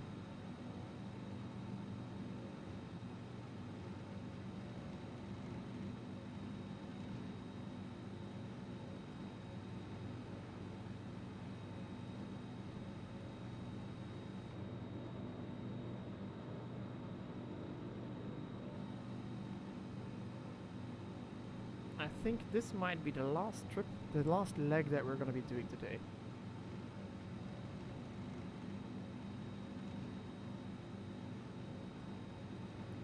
I'm probably gonna be flying the rest of this trip in another stream, maybe another 2 streams, depending on how long it takes to get going. But if we get to our destination, we're just gonna go just over the 2 hour timing, and I think that's a good timing for what we're doing today. Don't want to go any longer, don't want to hold you guys up any longer. But I must say I'm really impressed by the way that this sim looks, and I really enjoy the bush trips that they implemented here. Because it's difficult to know where to go, where to fly. You can do these things yourself, but the challenge here is that the route is predetermined, and they give you, yeah, you can see they give you a description, but they don't tell you exactly like where you are. So you'd have to be aware of your situation. It's not that difficult. It's not like I'm struggling, so anyone can do it, I think. If you are struggling, tell me about it. I might be able to give you some advice. The thing is, just try to get your airplane trimmed out so you don't have to focus on flying the airplane as much, and you can focus on navigating and looking where you're going. That's mostly the more difficult stuff, is doing everything else except flying. In instrument flying, it's the same. Flying the aircraft should be pretty straightforward by the time you get to your instrument rating. You should be able to keep your airplane straight and level and fly a heading at a speed, at an altitude, and get within the limits that you have. However, it's all the other stuff that combines when you're single pilot IFR, which I've been training to do. You you're responsible for flying your aircraft, like you normally are, but you're responsible for all the communications as well, getting your approaches ready, being situationally aware even though you can't see outside, and planning ahead, getting the weather for your destination, getting everything ready to land, to an approach, to some procedures, to a hold, all the stuff, everything comes there. At the same time, everything comes together, and then you have to be prepared to do emergency drills as well, like your engine fails right at the time that you're having a lot of other stuff to do. Yeah, that's where the difficulty in the flying goes. And that's why we train for stuff like this. And that's also partly why we do all of these cross countries like I'm doing right now. In our training, you're used to flying, and you can fly the airplane without thinking too much about it. You know your numbers, and what I mean by you know your numbers is you know your pitch power settings. So I don't know them for this airplane, but this is pretty much what I'm getting right now. So if I get it about 4,200 RPM here, and keep the nose altitude to about this, that's the horizon, about that. I don't know how much that is, but yeah, there is no attitude indicator, so I don't know how many degrees. But if you get it to about that, and you trim the aircraft for this, should stay pretty straight and level at about 160 kilometers per hour. Yeah, that's basically you have a table, this power setting for this body attitude, and you will get this speed at this climb rate or level, or descending at this vertical speed. Yeah, you just have tables, and if you know them, you can set those using your controls, your power lever, your pitch control, your roll control. And when you set that, and it works, and you learn those, and you know them, and you set them automatically almost, then you can free up the rest of your brain to do other stuff, like making calculations and making radio calls, thinking about where you are and what you want to do. And that's the mindset that they try to get you into flying schools.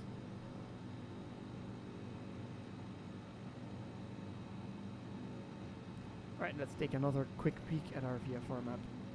See if we can find out where we are exactly. Did we pass that airport yet? Is that the airport? Nope, that's definitely not the airfield. We're following. Is that the canal or the road? Looks like it's the canal.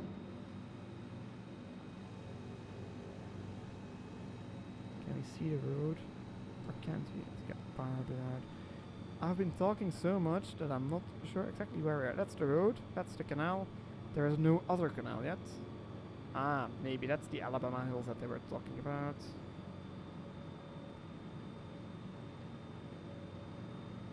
Did we have that branching to the north already? No, not really.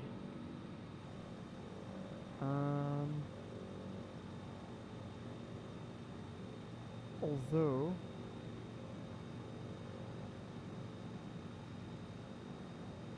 that's the airport that we're going to. We're 10 minutes in. Zoom in a bit and see. There's a little bit of water there, and I think that's this. Or maybe not.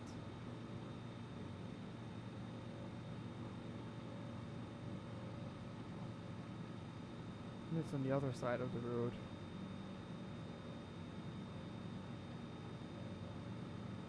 If that is it, there should be an airport there. I think that is it.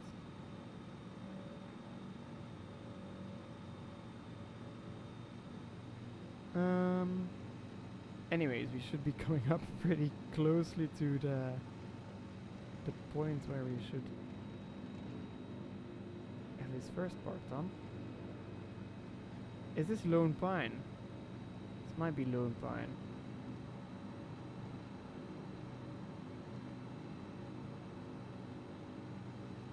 Let's hope this is Lone Pine, or this video might get a little more interesting at the end. Get a good twist. Alright. Looks like a truck stop down there.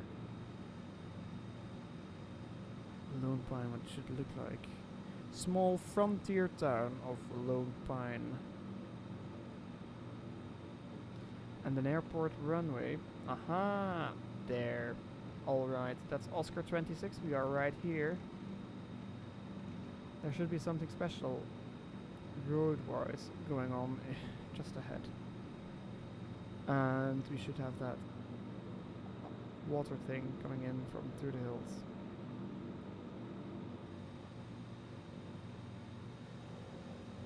Alright, this makes sense. We are exactly where we thought we were. Should we do a low pass at the low airfield there? Yeah, there's no air traffic control that's gonna stop us, so we are gonna do it. So try not to get our speed out of hand. Maybe slip it a little in because we're going a little fast. So I'm using opposite rudder and aileron to create more drag, which increases our rate of descent without increasing our airspeed.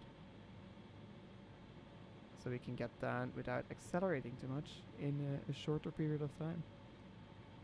So I'm using right rudder, left aileron, and adapting the aileron to fly as... Okay, we can get out of the slip now.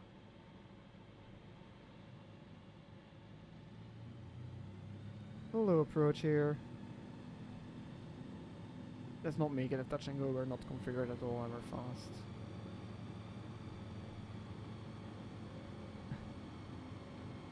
Normally we would make a call on their CTAF, their Common Traffic Advisory Frequency. But we don't have any air traffic control. We don't even have a radio, I think. Or we do have a radio, never mind. We have a radio, but it's not set to anything. Okay, let's not touch the ground. As low as we can go, and then give it full power, get that nose up. Alright, we are here, and we need to follow the curvature of that valley off to the left, a little bit northwest bound. Is this a Lone Pine village? Most certainly, I think it is. So that's gonna be where that special road thingy is gonna be located. Alright, highway there. So Lone Pine, we're here. Let's reset our timer. 5 minutes, 46 seconds to the west of Lone Pine, so there. Set against the jagged peaks of the the Sierra Nevada. So jagged peaks of the Sierra Nevada, the rounded contours of the Alabama Hills.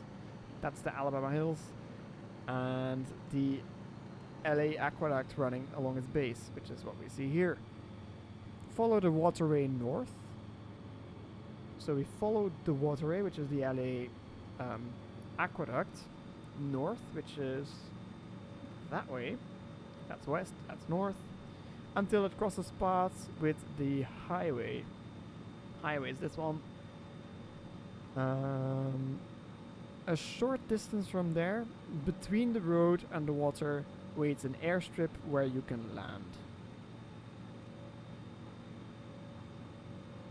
Alright, let's do that. 5 minutes, it says. Let's not climb too high because we're gonna land pretty soon. And get in down low. And reduce that power a little because we have a slight descent going on. We don't want to accelerate.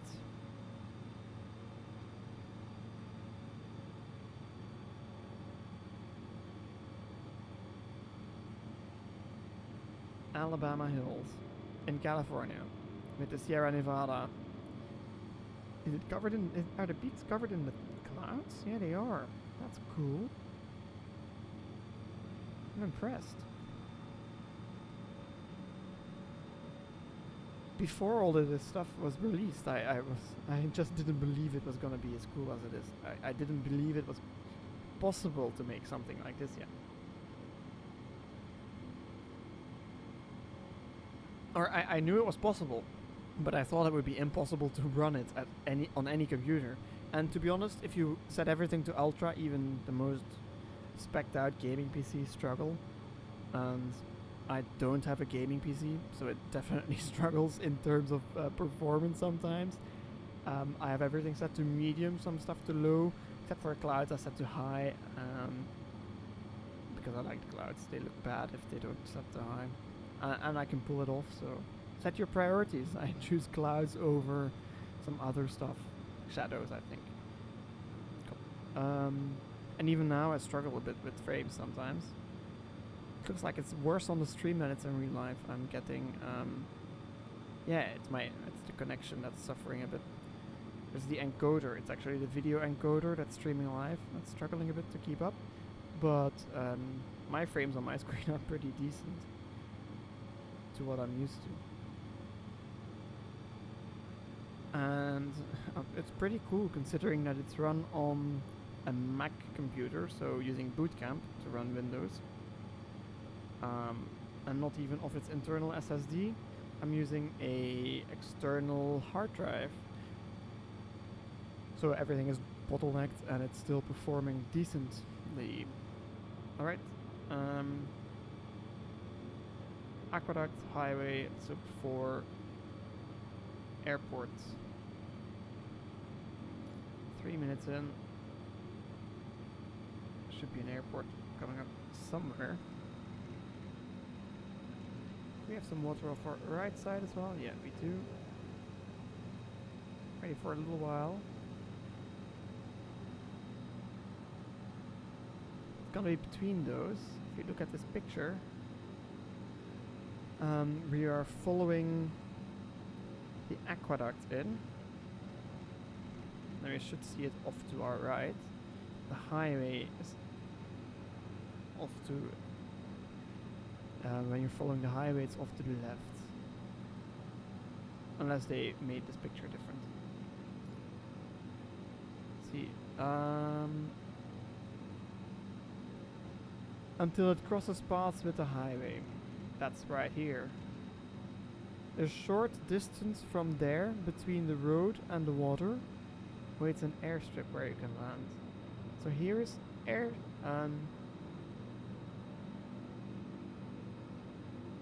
canal and highway, and I think I see airstrip. Yep, airstrip in sight. And let's follow the highway in and land this direction. Winds are calm, so it doesn't matter. Looks like we can set that up nicely. It's gonna be a landing like this, inbound from here that way. That means that we're gonna extend a bit over the highway and then come up on a final approach leg. Slow it down. Get her in flap range.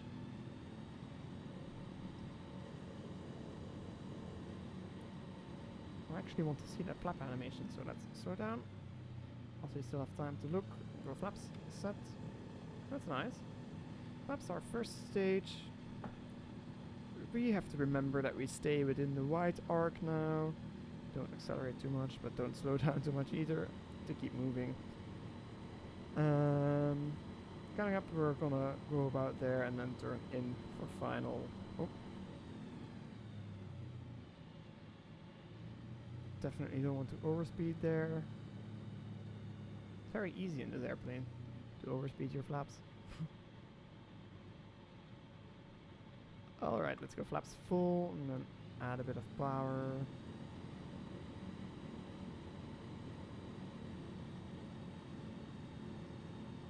Alright, no visual aids for the approach. So we're gonna have to judge this one. Can slow it down a bit more. Like we're pretty nicely on profile, maybe a touch too high if anything.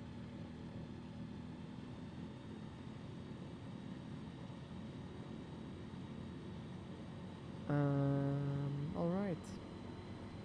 On final, flaps are full, lights are as required, everything is set. Don't have to go gear down because it's a fixed gear. Might be a little bit fast, so recenter our view really quickly. Well, it's actually closed runway, but let's land anyway. Alright, we're that high. Let's glide in a bit more, reduce some power. We have a lot of runway to play with, so we're not gonna force it onto the ground. Get it nicely close here. Off that throttle.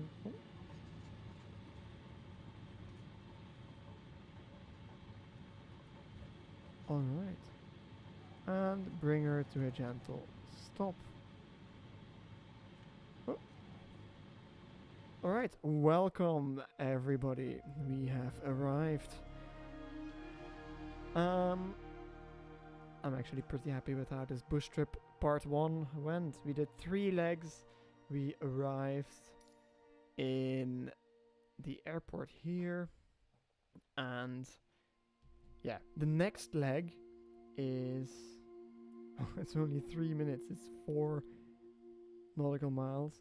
But that's gonna be for the next video or live stream. So I would like to say a very big thank you to everyone for watching. If you did like it, please like so I know that I can make more of this stuff. If you have anything to say to me, just leave a comment, DM me on Instagram, it's all in the description.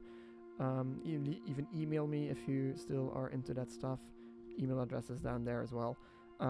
If you did like the video, you can also consider subscribing so that you are notified of a new video or live stream going live. Anyway, thank you very much for watching, and I'll see you in the next live stream. Bye bye.